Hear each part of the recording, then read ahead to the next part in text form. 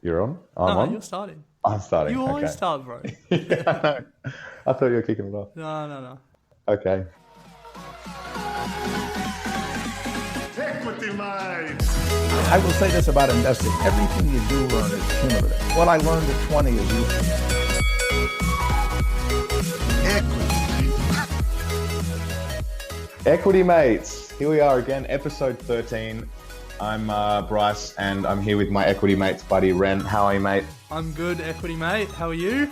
Very well. Good to be with you again. We've got a very special episode lined up today, one that we've been wanting to do for a while now.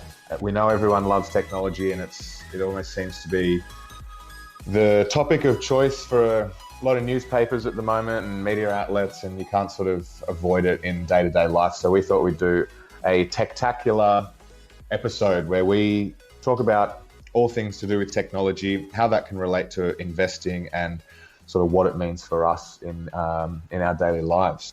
And to be honest, it's a good indulgence for us to tell some of our favourite stories that you may not have heard before, but we find really interesting. Yeah, we've been looking for episodes to throw some stuff at you, and I think we figured that the best way to do it would be to do it all at once. So we're going to start off with we're going to start off with the current state of play, and let you know some of the things that are going on with advances in technology and what it's going to look like in the future, and also what opportunities that can present for investing in Australia and overseas. Then we're going to kick into some failed technology investments, and what's different about technology investments and what we watch out for.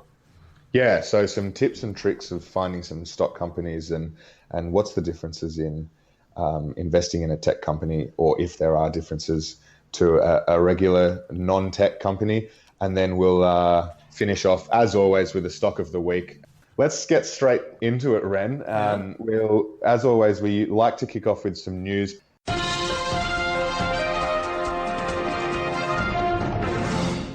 This time around, we're going to go in with a bit of current state of play and what it can mean for us, because not everything here is, brand new and has been happening in the last couple of weeks. Most of what we're going to discuss has been an ongoing development.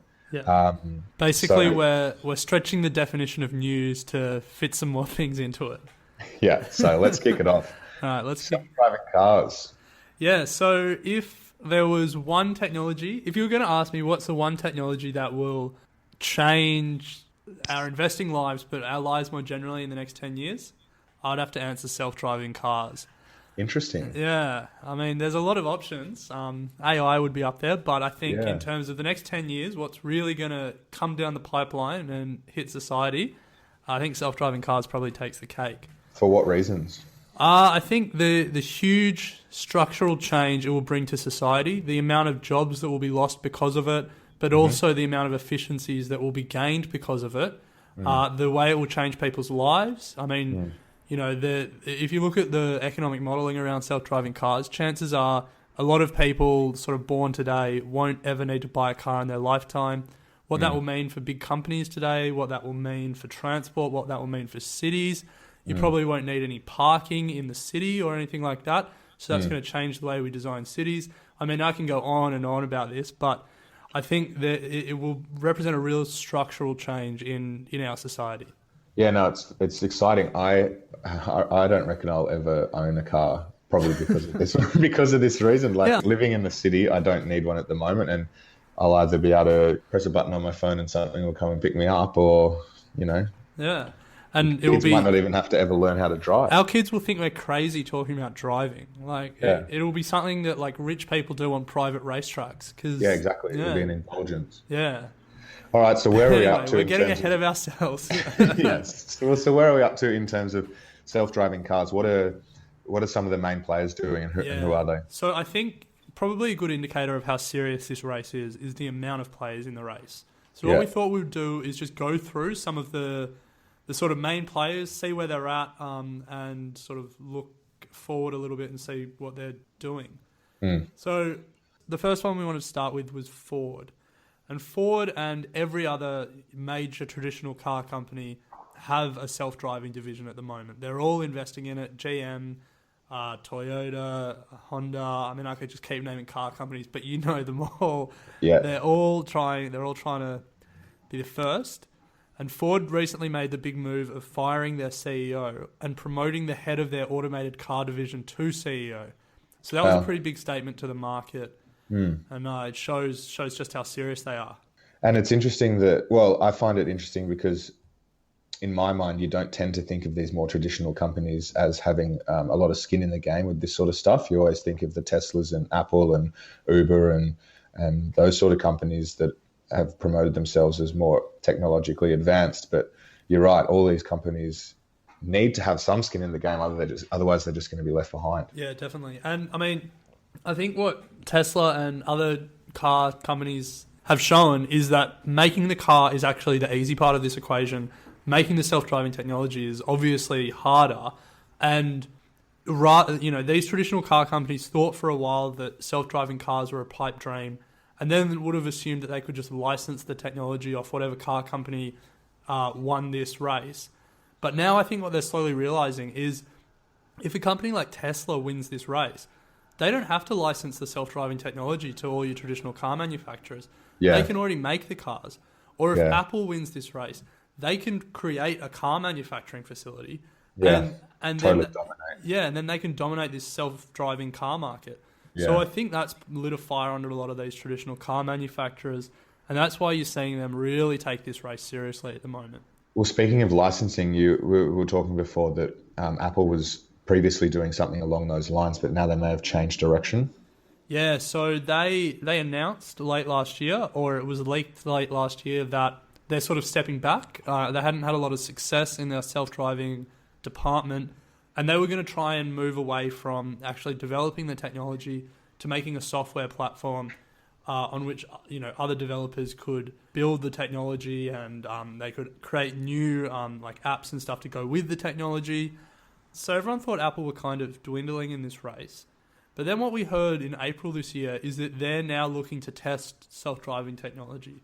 So they're a pretty secretive company these days. They have that big facility out in Nevada where they secretly invest their billions that they've earned. And no fly zone. Yeah, so maybe this is just a case of misdirection, and they've been quietly working away at it and not trying to alert their competitors.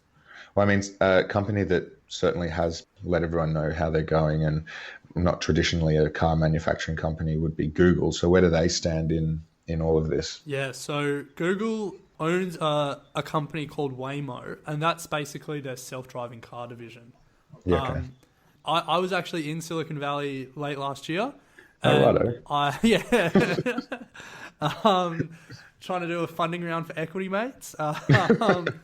And we actually saw the Google prototype self-driving car being tested on the streets of San Fran. Oh, wow. We actually saw it a couple of times. Wow. And, there's obviously someone in the driver's successful? seat. I mean, it was driving. So at this stage, there's someone in the driver's seat, and they didn't have their hands on the wheel, though, so I guess that's a good sign. But, Google has got to a point where they're testing prototypes. It's like a prototype car, not your traditional design, with cameras on top of it. I imagine a whole bunch of sensors in it. Yeah. But look, they're really ticking along. And they've actually made a partnership with Lyft. And Lyft, for those who don't know, is basically a carbon copy of Uber. I mean, they'd probably argue they're not, but realistically they are. And Waymo or Google have actually partnered with Lyft to develop this technology, which a lot of people were surprised by. But then it's come out that Waymo are actually suing Uber, and they're alleging that Uber and the head of Uber's self-driving division stole all of Google's technology, and that's how they're developing their own self-driving car. Wow. Which I also saw in San Fran. So, they're really ticking along as well, Uber. But Waymo are claiming that all of that progress was because they stole the technology. And so they're suing Uber. But then as a bit of a stuff you on the side, they've also partnered with Uber's biggest competitor to develop this technology. Well, speaking of Uber and stealing technology, they certainly grabbed some headlines last year when they did the first automated truck delivery in Colorado with a delivery of beer, which is pretty cool. However, not everything is rosy with Uber at the moment. And I'm sure you've got something to add into this, Ren. Yeah, so as a company, Uber are bleeding money. So recently announced that this quarter, only this quarter, they made a $708 million loss.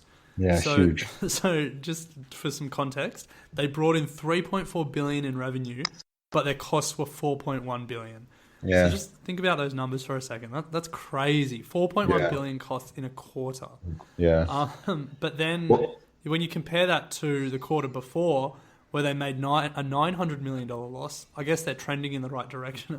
Yeah, I guess so. I saw on the news, maybe it was this morning or late yesterday, that Uber have now gone into the market of Uber in boats between like the Greek islands and the Croatian islands. So Right. I looked at that and thought about this $708 million loss and just thought, they are obviously expanding or trying to expand at such a rate that their expenses obviously are shooting through the roof. But it also makes you question, are they expanding in the right areas, and are they just trying to target a market or get their foot in all markets where who knows what's going to happen down the track? Is it going to come back and bite them, or what's going to be the case? Yeah, I mean, no one knows the answer to that question. And No. I think similar to what we were saying before about how car manufacturers realize that the key to all this is the self-driving technology more than the ability to manufacture cars. Uber recognized that the key to their future is the self-driving technology as well. Because hypothetically, if Apple makes self-driving technology first and develops the car, they'll then be like building an app that matches cars with riders is super So easy easy for them. Yeah. And they'll have such a cost advantage because Uber's biggest cost is their drivers. Yeah. So if Apple, all they'll need to do is there'll be an upfront capital cost in developing the cars, and then they'll be able to put a whole fleet on the road that only have minimal maintenance costs. Yeah. And then, I mean, if you See you can later, pay, 30% less to get a self-driving car, there's no way you're going to go to Uber. No. And, then Apple can very slowly work those capital costs off over a number of years, but they'll dominate that market. So I think Uber recognizes how important this race is. I mean, I think everyone recognizes how important this race is.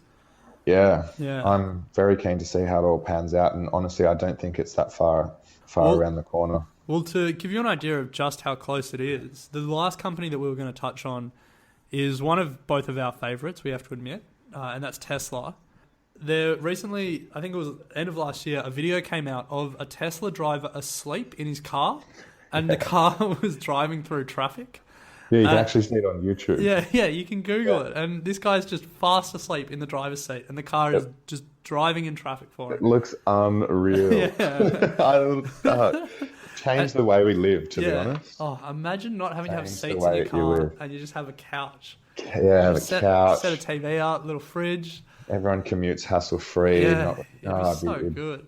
I was just going to say, I guess the question we should try and answer briefly is, so what does all this mean in terms of investing, and do we see any opportunities going forward? So from my point of view, obviously the clear ones are to keep an eye on these main players in this space and just keep abreast of where the developments are coming from, and then if you feel it necessary or you think it's a good opportunity to jump in on some of these companies, then that's obviously the main way that you can get invested in this sort of stuff.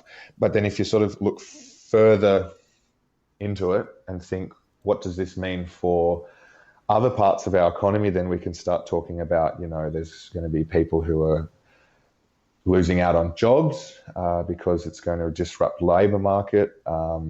And, it's going to change the way that, as Rennes was saying before, cities are built and the way that we go about our lives. So do you have anything to add in on that, Ren? Oh, look, I think you covered most of it. Yeah. I guess as an Australian investor, though, to bring it all back, there are ways that you can capitalise on this trend. And as a little teaser for all our listeners, the stock of the week that we're going to bring you gives you a pretty good way of making a bet on a number of these players, and you might find a way to capitalize on self-driving technology regardless of who wins. Yeah, I think our stock of the week is going to encapsulate almost everything that we talk about today. Yeah, so pretty much. That's good. So we chose well, I guess. Yeah. Now, if All that right. doesn't convince people to stick around, I don't know what will. Okay, speaking of transformation then, two companies have transformed the way that the globe advertises and the way that consumers receive advertising, gone are the traditional forms of advertising in newspapers, and I mean TV still exists, but if you look at how it compares to trend of advertising now, it is certainly nowhere near where it used to be. And those two companies are, hopefully most people would be aware, Google and Facebook. They are on a relentless march at the moment and are dominating the world in terms of advertising and advertising revenue. They bring in 1/5 of the globe's ad revenue, which is an enormous amount between two companies, 1/5 of the globe's ad revenue, which totals to bring in $106 billion from advertising. Yeah. And I think it's worth reflecting just on what that means. Like 1/5 of the globe's advertising revenue, that means, in Russia, in China, in, like South America, like literally across the world. Tasmania. Yeah, because when you think about the traditional media landscape, every country had big media companies.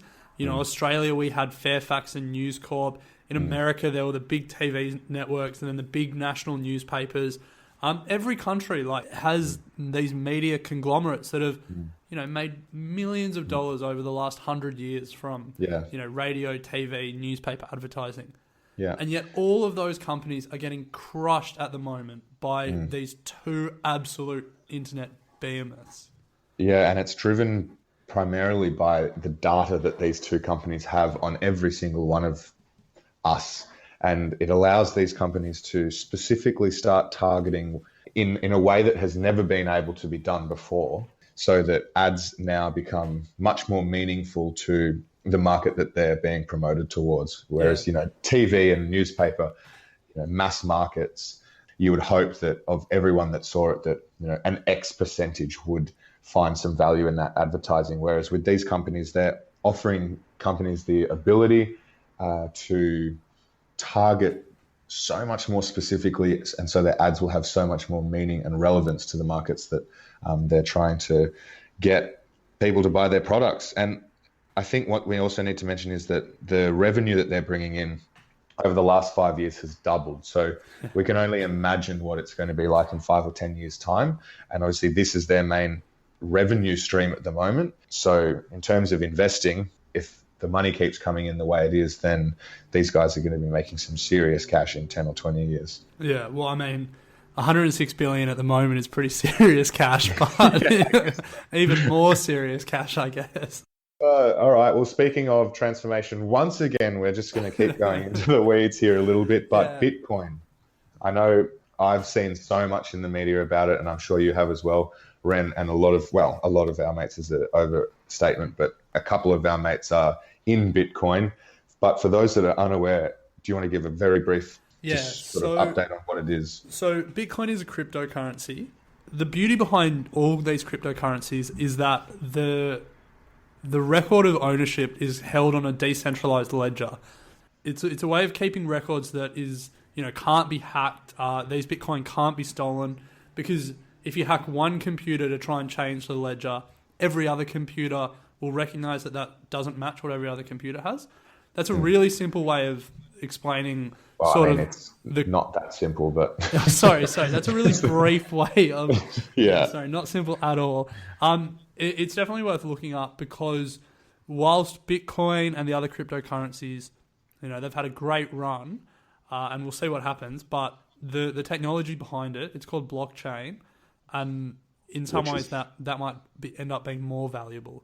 Yeah, far too complicated for us to try and explain, and would need almost an entire episode in itself. But maybe we do a Bitcoin-tacular next time. Oh, I'm not sure about that. Yeah, I reckon what all we need to say about Bitcoin is that if you bought it, you're pretty stoked right now. To give you an idea of how much it's shot up in price.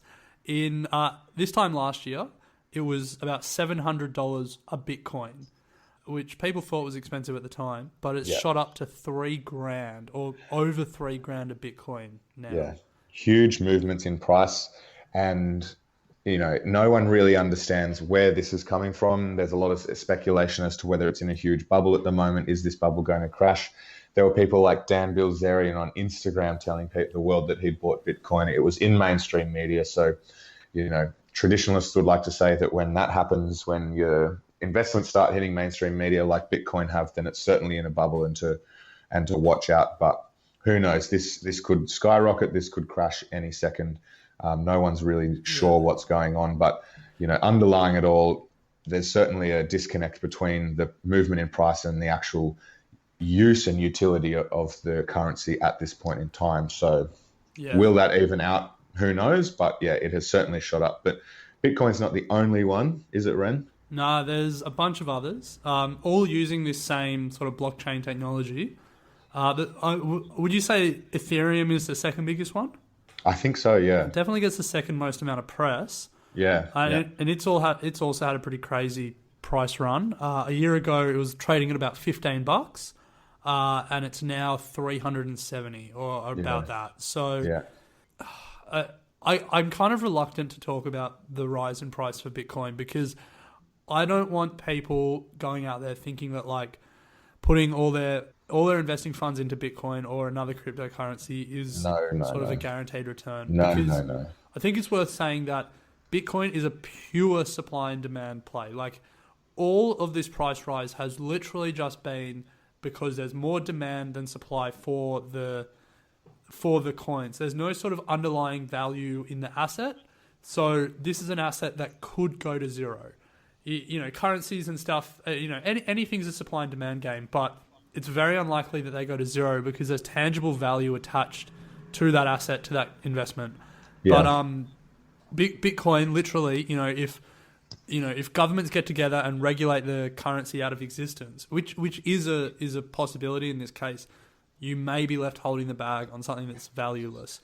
Yeah. So don't get caught up in the hype, and just because we've pointed out those huge movements, don't think that it's going to continue that way. Of course, it may, but I would be incredibly careful when looking at buying this sort of stuff. Yeah. And to be honest, I've had a look at buying some of this stuff, and to even buy it or get your hands on is the wrong thing to say because it's a digital currency, but to even get involved in buying this stuff, the amount of the process that's involved in it and the time that you have to spend to actually look after your coins in these online wallets to make sure that no one comes on and, hacks the system and takes it all away. It's so time consuming and you've really got to have a solid understanding of what's going on before you get involved. So that's my 2 Bitcoins about it.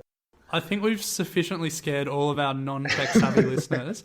Yeah, well, let's we're going to get seriously trolled by some Bitcoin purists.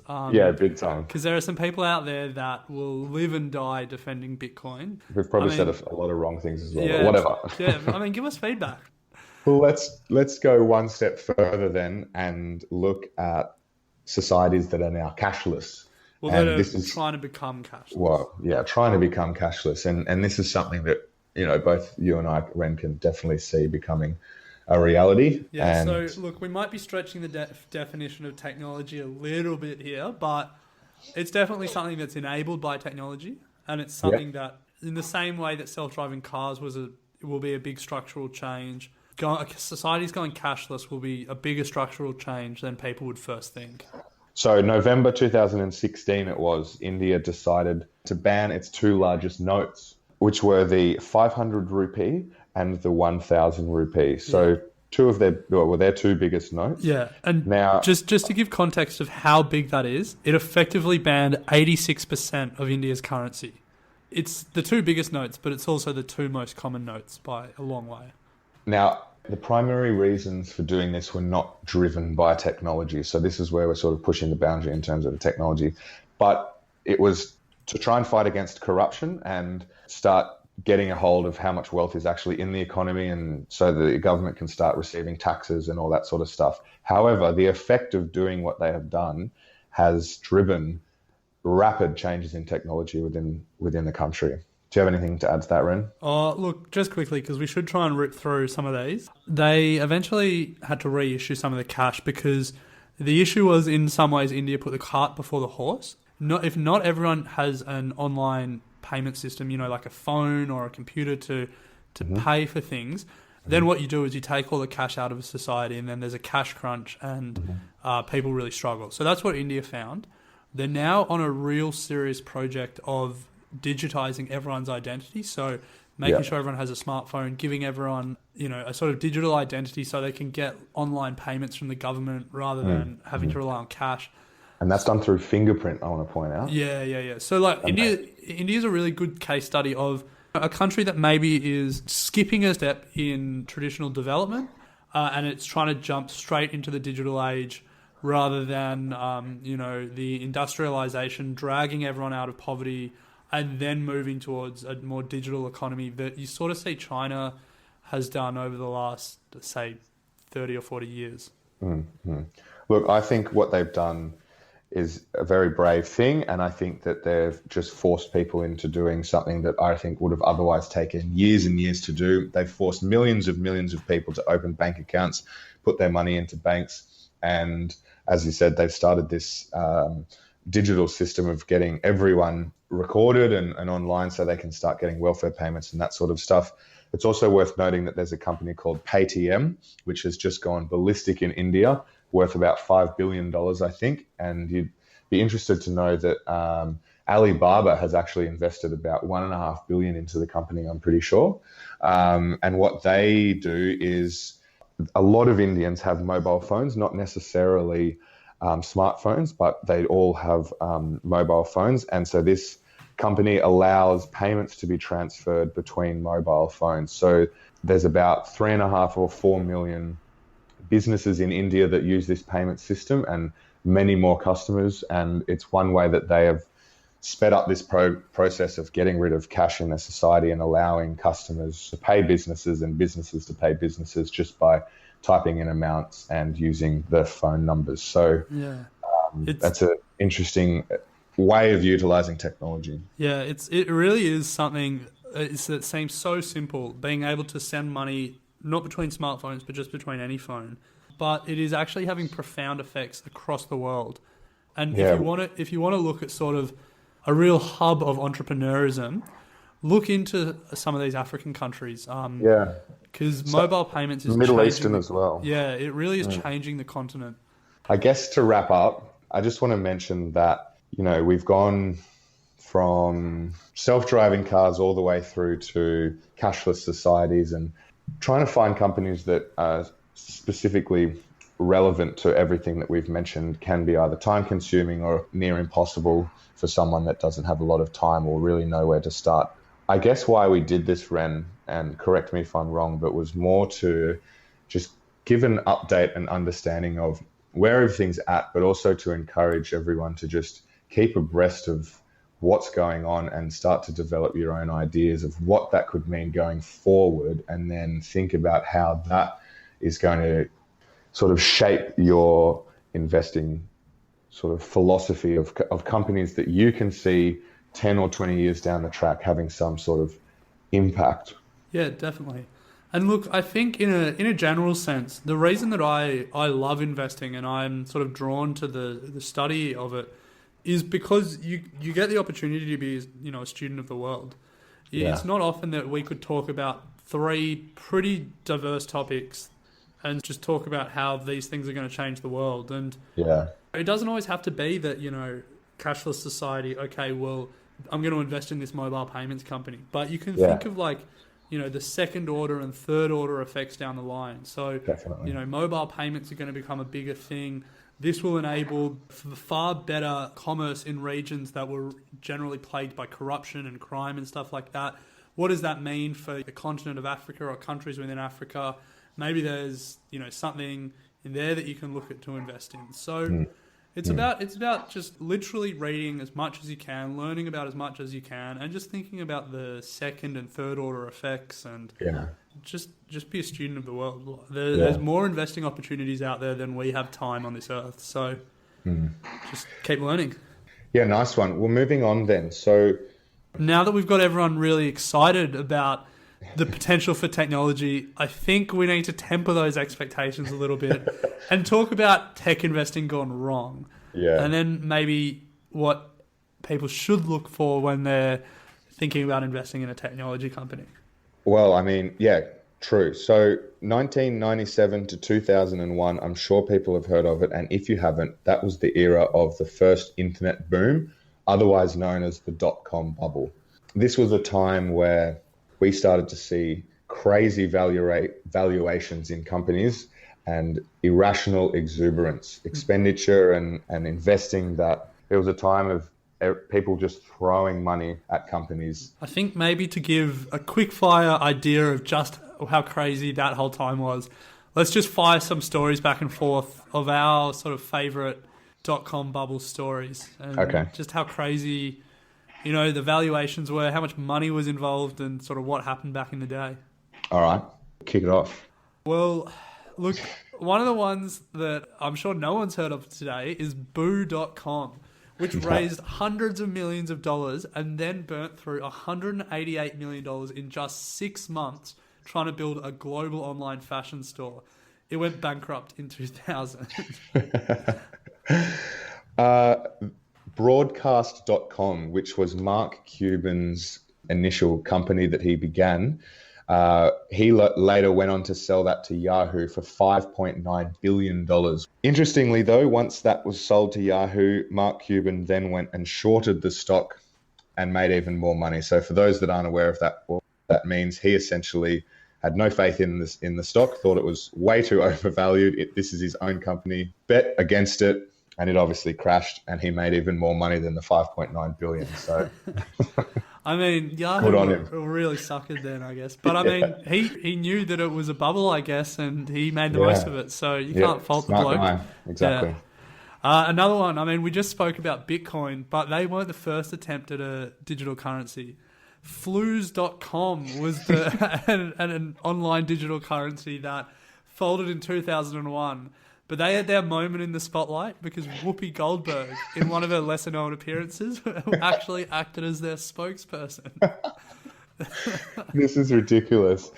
GeekNet, which I haven't heard of up until this point, when they had their IPO or initial public offering, which is the day that they become available to retail investors on the stock market, they floated that day at $30 at opening, and they closed at $239.25 per share.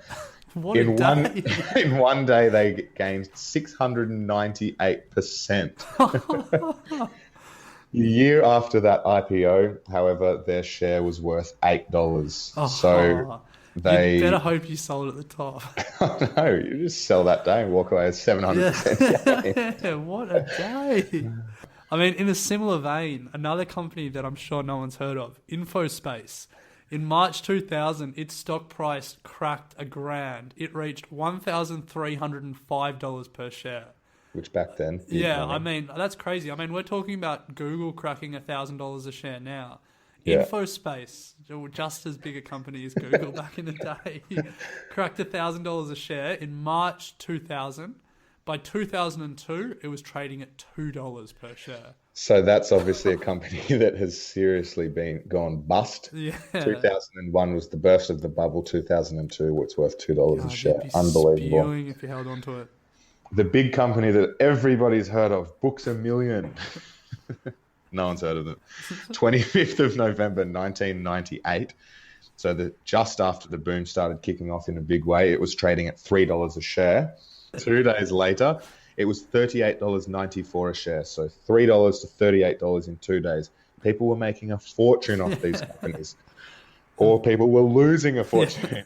3 days after that, 30th of November, 1998, it reached $47 a share. So we've gone from $3 to $47 in the space of 5 days. However, 2 weeks later, everyone realized what was going on. Books A Million didn't make $1 million, and it was worth $10 a share, and everyone lost their millions.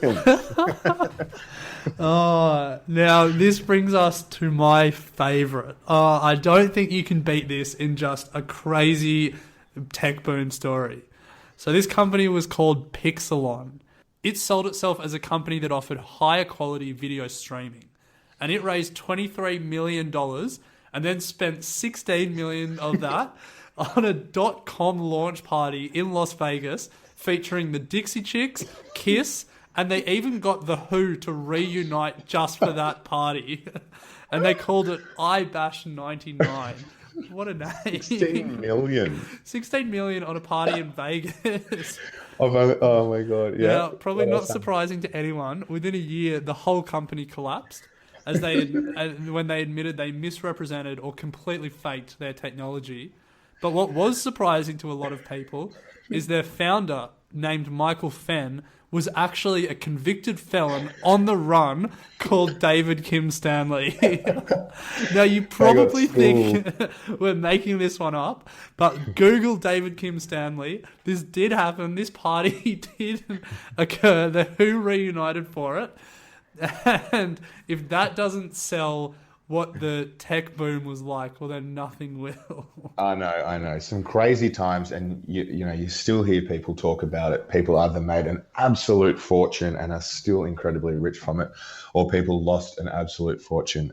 I mean, lessons from this, and it's easy to say that it happened a while ago and we've learned our lesson and whatnot, but the first thing that we can take away is that investors obviously got caught up in the potential of what the internet could bring, and that they forgot to do their fundamental research and valuation of the companies. They got carried away in all the money that was being thrown around, and as a result, we're investing in companies that had nothing and no substance behind them. And I mean, look, we laugh at all these people, but the reason they invested so much and the reason that it was such a craze was because the theory was that the internet would change the world and that all businesses would move online.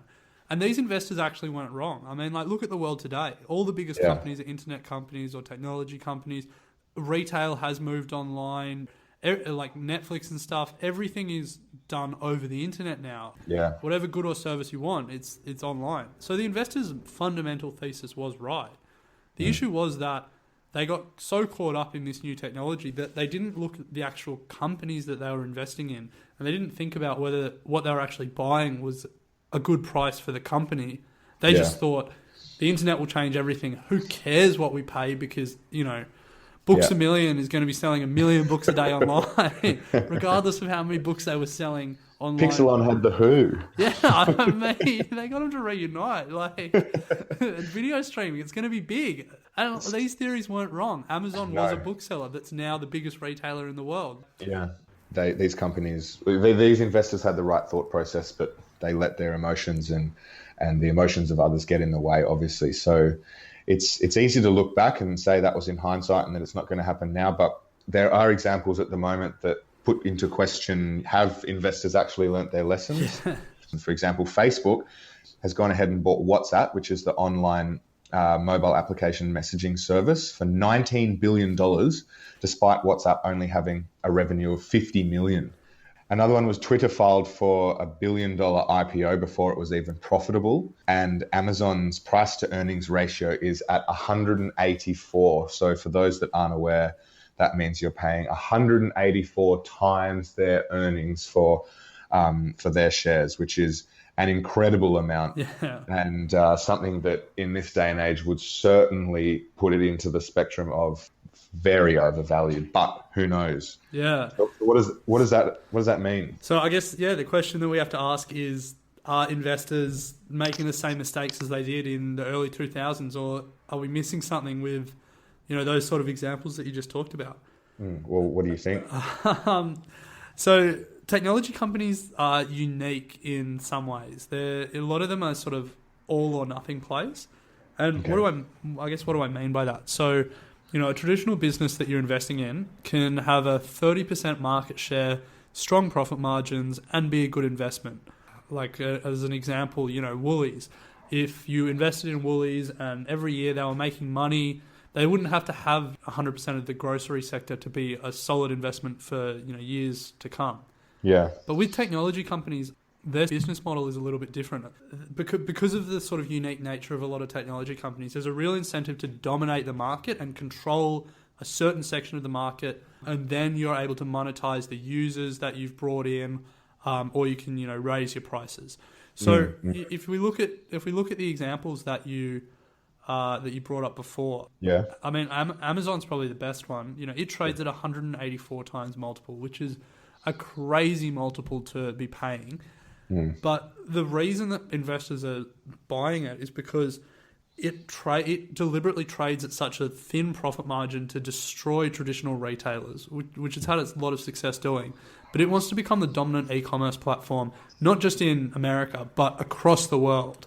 And then, if everyone is buying through Amazon and all retailers are selling through Amazon, then Amazon becomes the only game in town. And then it will have a significant ability to change its prices. And, if it doubles its profit margins, all of a sudden, rather than paying 184 times earning, you're paying 92 times earning. And that's all happened because it's dominated the market and it has all the users. Similar to Twitter, like the reason that investors were willing to give it so much cash was because it had 215 million monthly active users. And when you think about that many users, if you can monetize them, if you can, get $1 of advertising revenue out of each user each month, so that's 215 million monthly active users. If you can get $1 out of them, that's $215 million in revenue a month. And all of a sudden, not being profitable is the least of your worry. Instead, you have to worry about how to spend all your money. Yeah.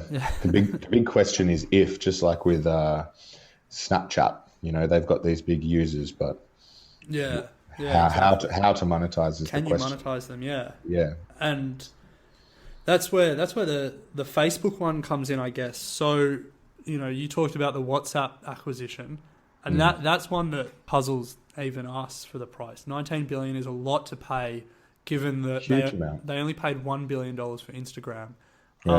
The theory, and I guess I kind of subscribe to the theory, is that Facebook is ubiquitous across Western countries. So in America, in Western Europe, in Australia, everyone has Facebook. Everyone is a user of Facebook. And Facebook has, I think it's something like 1.7 monthly active users. Sorry, 1.7 billion monthly active users. But it's having trouble building that in sort of poorer countries in Latin America, in Asia and India. But in all those countries, WhatsApp is a clear market leader. It's done really well to sort of dominate that messaging space. And so the theory is that Facebook bought WhatsApp for so much because it covers up a real strong weakness for it. And that is these non-Western countries where there's not a lot or not as many Facebook users. And I think between Instagram, Facebook and WhatsApp now, Facebook has something like 2 billion daily active users. So that's more than a quarter of the world's population. Yeah, it's a huge amount. Huge. Yeah, so I mean, like, their ability to advertise, the data that they're getting, it's pretty phenomenal and mind-blowing when you think about it. Yeah. Yeah, so tech companies are the same, but they're different, which can be a bit confusing, I guess. So in essence, investors are willing to accept bad financial figures if they can see a path to the market domination and to later monetizing that domination. So when trying to figure out if a tech company has the right or is on the right path, there are a few key metrics that investors sort of look for, such as monthly daily active users, user growth, user retention, the cost of acquiring customers, network effect, and obviously how to monetize. So we'll briefly give you an idea of what all of those mean. Do you want to kick off, Ren? Yeah, sure. So monthly or daily active users. Now, that's something you hear a lot.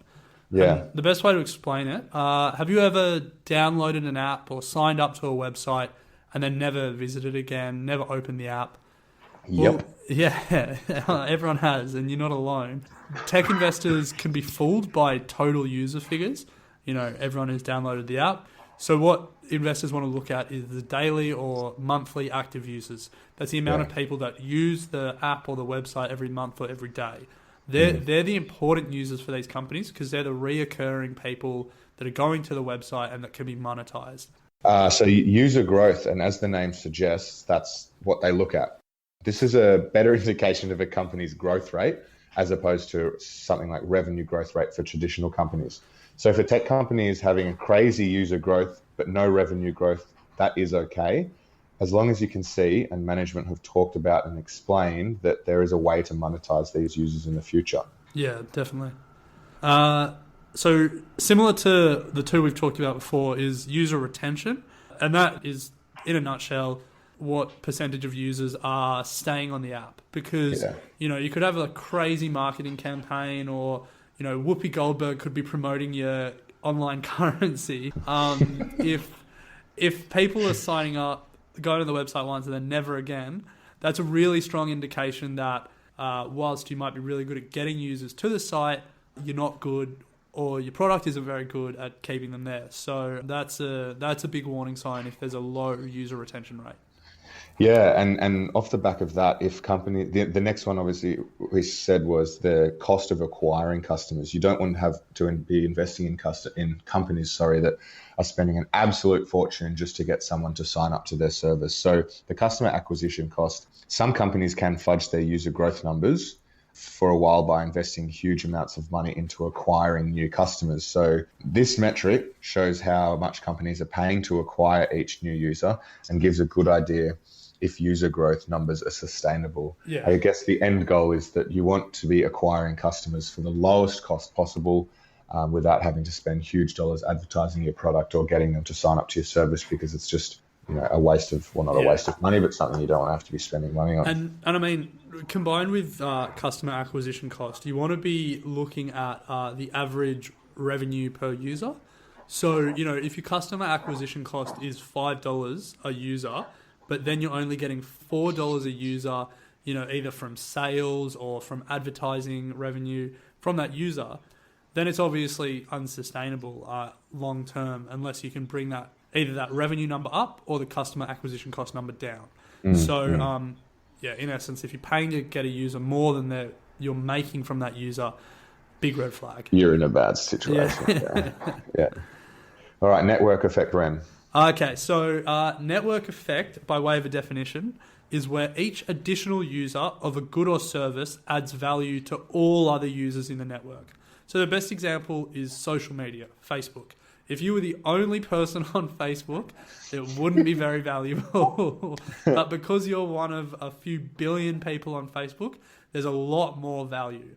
And that's different to, a traditional retailer. Because if we take, a Woolies example, if I can go to Woolies and buy a bag of carrots, those carrots are just as valuable if 100 people can also go and buy a bag of carrots. There's no network effect in the product that Woolies is selling. No. But with a lot of online companies, especially social media, there's a really strong network effect. And so even if you have, say Facebook had 100 daily active users, super loyal, you can advertise to them, you have to wonder if that's sustainable, because you're not really going to get that network effect unless you're constantly adding new users. And that's part of the reason why Facebook wants to be the sort of go-to social media for everyone in the world, because imagine the network effect if there was a social media where everyone in the world was on the same platform. Like that value of being able to communicate to everyone, it just makes it exponentially more valuable as a platform. So network effect isn't something that's going to show up in a company report or financials, but it's an important concept to think about when you're thinking about technology companies. Definitely. And then I guess it all comes back to the last metric, which, it's not necessarily a metric, but the ways to monetize. So we've discussed a lot about users and user growth and retention and what that all means. And at the end of the day, if you have 215 million users using your application, but there's no way that you can get a single dollar out of them, then investing in them is not going to be entirely financially rewarding. Yeah, and I think that's probably the biggest lesson from the tech bubble of the late 90s. Investors didn't think enough about the ways that these users were going to be monetized. There was sort of an assumption, and I mean that assumption exists today, but it existed a lot more back then, that build it and they will come and then we'll figure out how to monetize. Be the first online bookseller, be the first map company online, whatever. And then that everything will sort of take care of itself. Investors have learned a lot, but there's definitely companies out there that get funding when there's not really a clear path to monetization. 100%, yeah. Right. So what does all that mean, and what does it mean for us, and how have we utilized that to find a stock that we think is going to be an absolute doozy for stock of the week? Well, doozy in our sense of the word, in our sense of the word, Yeah, meaning good. yeah, I reckon it's if you're looking for a set and forget investment, I reckon you'd be hard pressed to find a better one, to be honest. Yeah, this is great stock of the week. If we So say so ourselves. yeah, so the Australian stock market itself doesn't have as many big players in tech like the US does.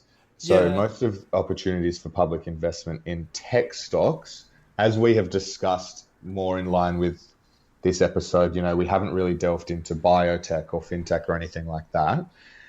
So to get investment in stocks that we've sort of discussed is, your best opportunities are actually found overseas. Yeah. Notably in the US, where yeah. they all seem to be based. Yes, yes. And the US technology stocks tend to trade on what's known as the NASDAQ, which is the National Association of Securities Dealers Automated Quotations Exchange. Just in case you needed to know that. Which is the first electronic exchange where investors can buy and sell stocks. So it's essentially the ASX. It's another form of exchange over in the States. It's traditionally known as the exchange where all of the tech stocks list themselves. They all like to hang out in a big group and la-di-da, we're the big tech stocks. We like to be separate. But yeah, this is when you hear someone talk about the NASDAQ, then yeah, they're referring to this exchange. Or, well, without getting too much into the weeds, they're referring to an index of the NASDAQ. Which leads us to our stock of the week, which is Ren. It is an exchange-traded fund with the stock ticker NDQ. And what it is simply a basket of the top 100 non-financial companies traded on the NASDAQ. Awesome. So what does that actually mean? Yeah, so it means that the company, I think it's iShares that have put this exchange-traded fund together, have literally just bought 100 of the biggest companies on the NASDAQ, and you can buy into that fund and follow the movement of the index.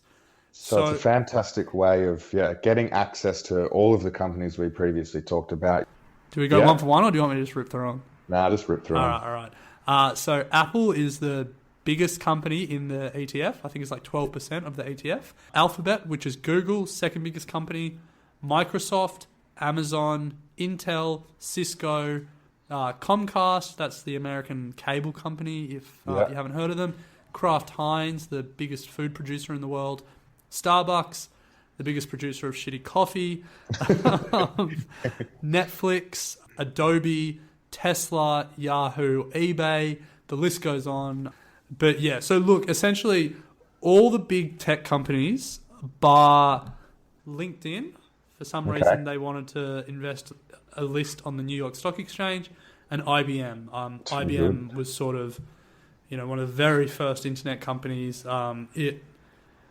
It listed maybe before the NASDAQ existed, but definitely before the NASDAQ was a sort of bastion of tech companies. So, this is a good way of getting exposure to a broad range of tech companies. It's a great way of, it's good to have in your back pocket as well when this index starts to boom. You can chuck some money in. This is one that we're going to be adding to our portfolio online to hopefully offset the losses that we're seeing coming from Bear at the moment, which was a stock that we chose a couple of weeks ago for particular reasons as well. I'd probably have to say this for legal reasons. I actually am an NDQ owner. Nice.